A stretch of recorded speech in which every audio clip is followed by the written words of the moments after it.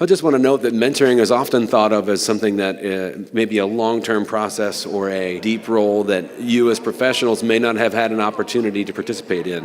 What we want you to know is that meaningful mentorship, to be a trusted advisor, can happen right here now in the next 10 minutes. What we'd like you to do is take the next 10 minutes and we'd like to have you engage in a conversation with these students. They're about to begin their journey into their career or careers here in Alaska. Just before we move on to our next section, I'd love to hear about what you learned in these conversations. I think one of the takeaways that came out of the table is maintaining a high level of flexibility. As you set your goal, but be prepared to be knocked from side to side, but it's not really a deterrent or a detraction from your goal. It's just your path there is not always a linear, straight there. So I know, and myself, my acronym is MARF. Maintain absolute rigid flexibility. So I think if you do that, as you're setting your goals, you can just kind of keep perspective and continue on. Excellent. My personal takeaway from this is that she has her stuff together way more than any of us did. She knows what she wants to do. The rest of us all fell into it from a job to a next job to a next job to a next job. She knows what she wants to do. She's got it together. She's awesome. She's going places. She's going to go into process technology at KPC. Fantastic. And talk to Joe Thornton Right. here from KPC. We got her lined out. She's going places. Angel's going to be going through a veterinary radiologist program. Is that correct? Did I say that right? At UAF? Okay. Sorry. She used a bunch of fancy words that I don't know.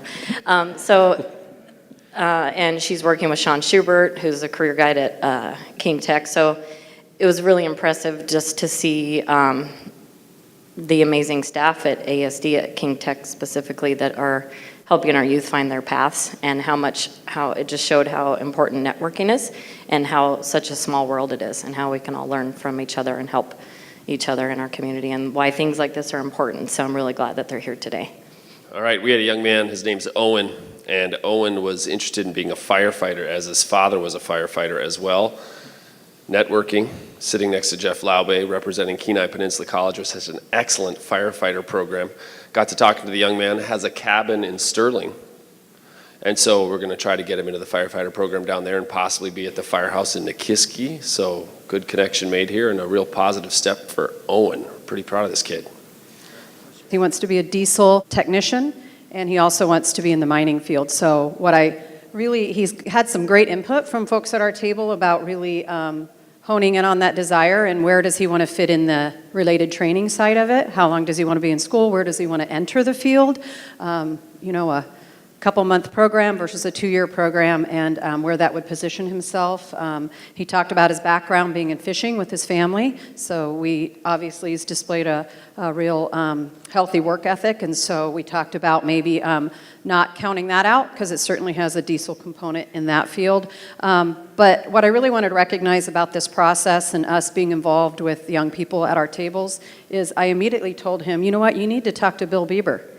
And so what I liked about that was just kind of making those connections directly for young people, and knowing the people in the field that can really answer their questions. So anyway, Nick was very articulate, and I told him 85% of employers tell us that 85% of the skill set they're looking for are soft skills, and the rest is hard skills and training. So Nick's already there with what he's proven to us at our table. He's articulate and ready to pursue his career. So. When Dane asked us the first question to the entire group, not one person in our group knew where we were going to be when we were his age. And so I think that's hopeful to all the young people. You don't have to necessarily know where you're going to go to get to a destination point. So that's a takeaway. But then as I was just kind of checking with Dane a little bit off to the side, he's interested in trooper service for fish and game, protection, enforcement. And I asked him, well, what motivated you to get connected to that world? And he said his uncle was a trooper and is involved in that career path. And so that's inspiring to me, as I have a 19-year-old nephew in my home now that I helped get across the graduation of high school finish line. And he doesn't know what he wants to do yet, but maybe there's a chance that he's observing his uncle, and there's a pathway for him forward. So thank you, Dane. That's right.